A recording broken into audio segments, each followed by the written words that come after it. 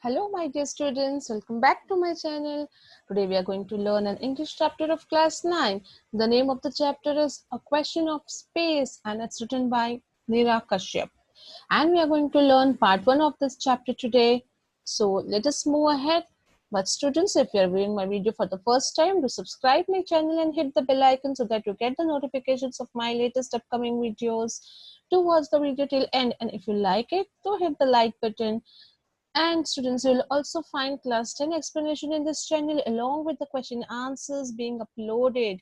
So you can quickly subscribe and have the full benefit of the videos.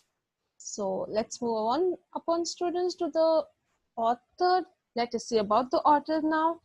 As we know, Neera Kashyap is the author of this chapter. She has worked as a newspaper journalist, specializing in environmental journalism, social health communication, and research. She has authored a small book of short stories for young adults, Daring to Dream, Rupa, and contributed to 4 anthologies from Children's Book Trust. And she used to write essays which always interpreted scriptures and ancient literature, and it had been printed for journals such as Mountain Path and Life Positive.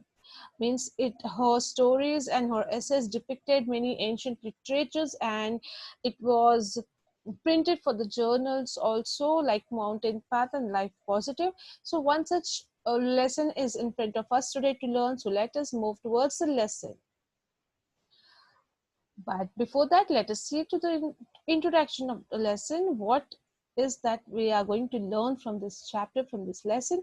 So this lesson demonstrates how self-observation leads to self-improvement and change in attitude. Means when you learn this chapter, it is a demonstrating, it is giving an example like how your self-observation will help you to improve yourself, and it will bring a big change in your attitude. If you observe your behavior, your emotions, your act, how you are behaving to various situations, and if you observe it properly, you will be able to improve it by yourself, and that will lead to change in your attitude. It will take it to your a positive level, or your a good side of your life. So let us see the lesson and understand with the help of example. So here it's characters are there, Vikrant and Anuj. With these two characters, we are going to know about the self-observation. So here in first paragraph, we see that we are talking about Vikrant here, about what is he doing and what is happening with him. So despite maintaining a consistent rhythm, he had a continuous same rhythm, and Vikrant found himself completely out of breath at the end of 3.2-kilometer jog. So we see here that Vikrant, who was jogging, and he has finished 3.2 kilometers of his jogging, and now he's out of breath. Not only because he has been jogging, but because his head is pounded with the effort and with the thoughts of the pressure of his parents. He is also tired because of his jogging and finishing so much of kilometers of jog. But what is happening? What is there in his head? And what efforts and thoughts have been pressurized? It is the thoughts of his parents. Now, what are his parents saying? Because this Vikrant is a college going student, and like many of us students, he is also undergoing same situation. So let us know, what is his parents pressurizing him about? They are pressurizing him, and they want him to get up for the medical entrance test, still a year and a half away. He's having still 1.5 year in his hand, and he'll be having to give a medical entrance exams, because both of his parents are successful doctors by themselves, and so even they want Vikrant to be ready for it, and he should be able to cope up with the competitive environment which is there, and he should get good marks so that he could get good admission in a good prestigious medical college. So that is the reason they are pressurizing, they are behind him, constantly they are saying him to just give more importance to his studies and medical entrance test he has to appear in, all those things. And that was just in his mind and head, and he was too much pressurized with that thoughts. Now, class 11 had started, they say. Vikrant's class 11th had started, and his mother started harping on the importance of the year. Means the mother, as usual, she was behind him because she wanted to get him good marks and good admission in a good college. So she started saying continuously about the importance of that year, how very crucial year it is for him. He has to get good grip on the subjects like science and maths. His basics should be very strong so that he can have a good foundation, because this is a foundation year for him. If he has good knowledge now about the subjects, he can do well for class 12th. So this becomes a foundation year, and all these things she used to say of him every now and then. And for using this as a practice year for launching into 12th board and medical entrance exams, this is a very crucial year. She used to go on with this. And his father used to constantly come with the quizzes, many quizzes based on maths, physics, and biology, till this Vikrant's head could get spun. They were just behind, mother and father, both were behind Vikrant. Poor boy, what kind of thoughts and pressure he might be having in his mind. So the conflicts had acquired. Now they've started being a small conflicts now in between parent and Vikrant ever since he had met Anuj. Now Anuj is one of the character here in the story who is the friend of Vikrant. Now where did he meet Anuj? He had Anuj had was he met Anuj on a jogging track where he used to go for jogging every day. Then he met Anuj and he became his friend, and he came like a spun in his life and changed his new universe. Means he brought a drastic change in its thoughts and his ideas, and he tried to guide him and he wanted to help him. So Anuj has come like a spun in the life of Vikrant. So now let us see. Anuj was not just a person with dynamic ideas on photography, on the connectedness between human beings and all other living species. Now here we are getting about to know about the Anuj. He was not just a dynamic person with ideas, good ideas on photography. He used to do photography, but he was having that connectedness between the human beings and other living species. Means he was able to understand the people's feeling, the connections, and what are they going on. So, on special improvement as a part of human evolution on the cosmos, he had turned into a friend very quickly, a much older friend.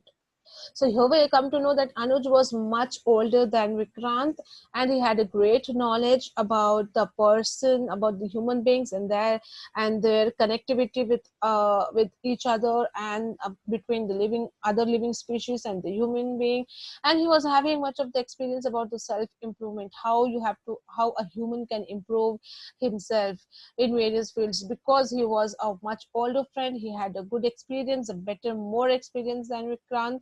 So he was like a helpful kind of friend for him, and he became a friend very quickly. So Anuj and Vikrant both became friends.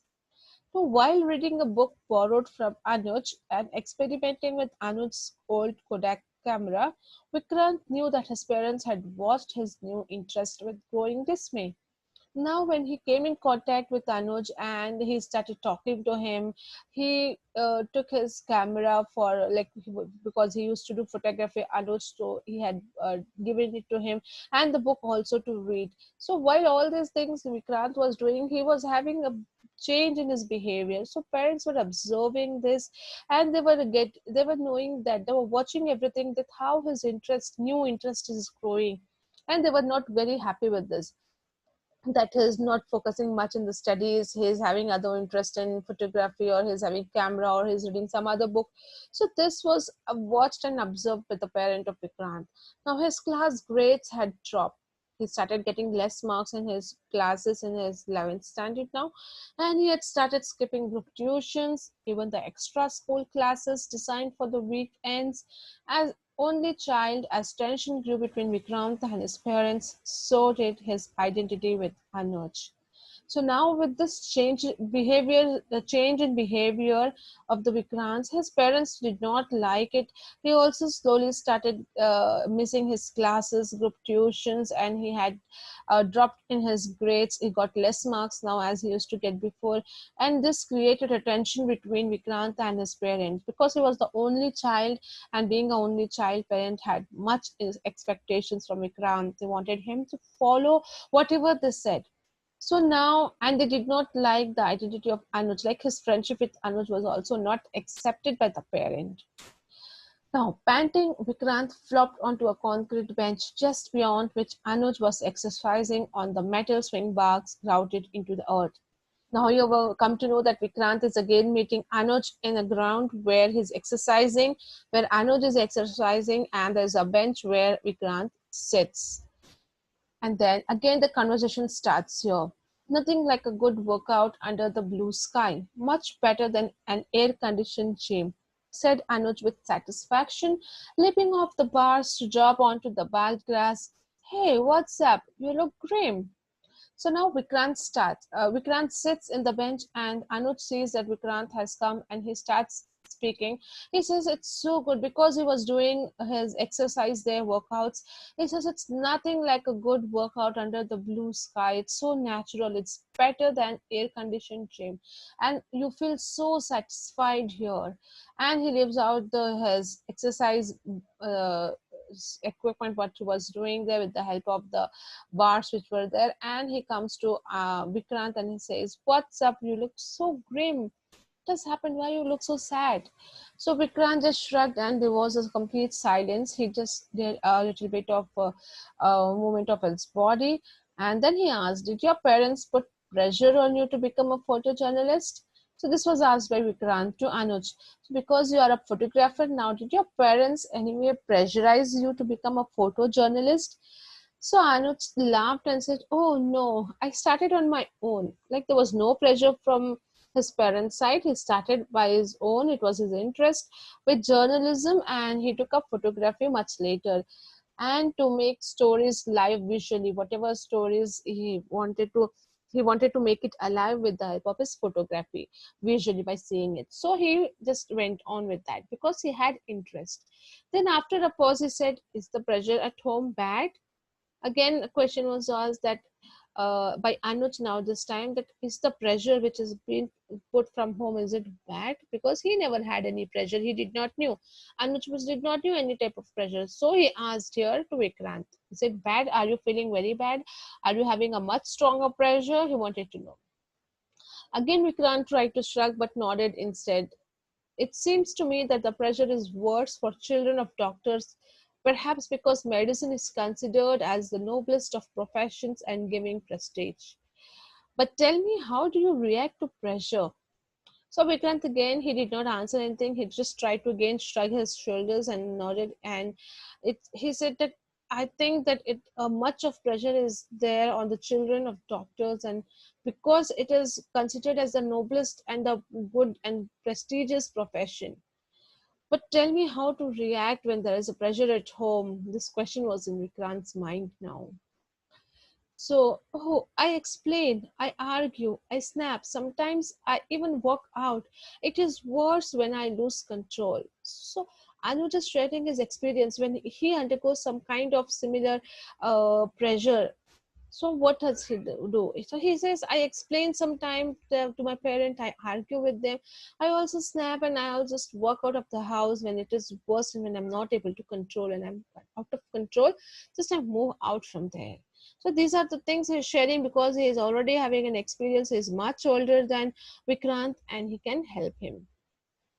So he's saying, yeah, but have you noticed how your body reacts? My body? No, not really. So now Anuj says him. So have you noticed your body when you are not in the mood, when you are in pressurized mode and you are having so much of thoughts and so many things coming in your mind? Have you observed your body? Oh, Vikrant is like, no, I have not yet realized and not yet observed anything like that. So he says, if you want to get control over a situation, you could start by first observing your body's reaction, your posture, body temperature, muscle contraction, breathing, the taste in your mouth. So all this changes when you are having a pressure, stress in your mind. So you should observe this. What kind of reaction is your body doing? How is your posture that time? What is your body temperature? The muscle contractions, your breathing, the taste in your mouth, everything changes depends upon the pressure and thoughts going in your mind. For example, when you are too angry and you are having a very bad fight with your friends, a gang of friends are standing, boys are standing, and you are fighting with them. You see your posture, you are in very angry posture, just going to hit and beat somebody, and your body temperature is too high, you become red, your faces become very red and angry, your muscle becomes strong, you're just ready to hit anybody there. You breathe, your breath is too fast, and the taste in your mouth also changes. All the situation comes when you are angry. And when you're happy, your body reaction, your posture, your calmness, it's so different. Your body is so relaxed, you're so happy. So this is what you have to observe. This is what he's saying to observe for the to Vikrant. So he's asking Vikrant, how will that help? He was asking this doubtfully. It will help you witness your reactions as if they were happening to someone else. So if you observe that, you will feel that as if it is happening to someone else. You can observe that. And by observing your body and its reactions, you also distance yourself from them. Means you can have some distance. You can move you can move back, or you can give some space there by observing your reactions.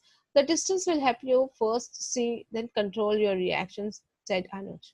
So if you have a control and observation on your emotions and on your reactions, then you can control. First you will see it, then you can control your reactions also. So this is how it's going to help you. Then why not observe your body when you're feeling happy or excited or adventurous? Why only when you are under pressure? Quest Vikrant. So this was the question again asked by Vikrant to Anuj. Why not we observe when you're happy? Why only when we are angry and sad? So Vikrant says, sure, why not? Actually, our range of expression is quite limited. If we get familiar with our full range, we will become aware of all our habitual expressions. But the next step is to practice expressions when there are no feelings to be expressed.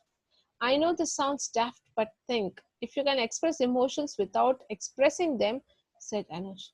Means you should know how to give an expression on your face while something is going on in your mind. He says it's something very dark, very unique, very, very weird.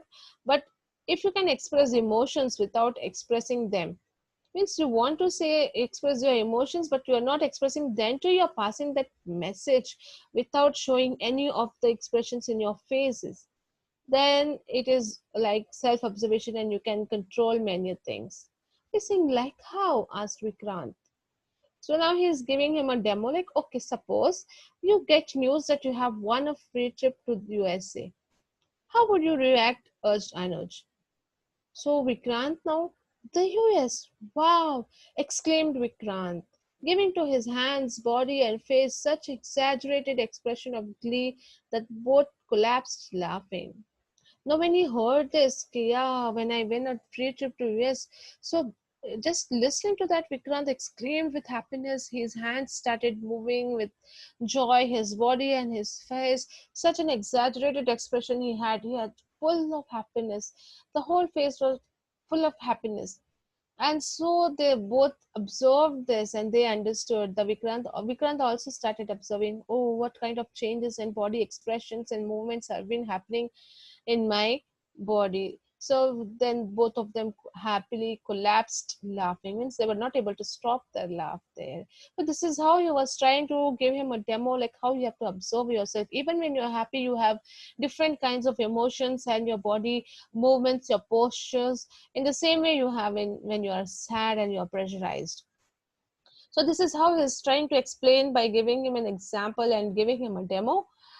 Then what happens next is the Vikrant's problem solved. Are the parents giving him space? So we'll see that in our next video. I hope our students have understood this chapter till here. And if you liked my video, do hit the like button. And very soon we'll be back with our next video. Thank you.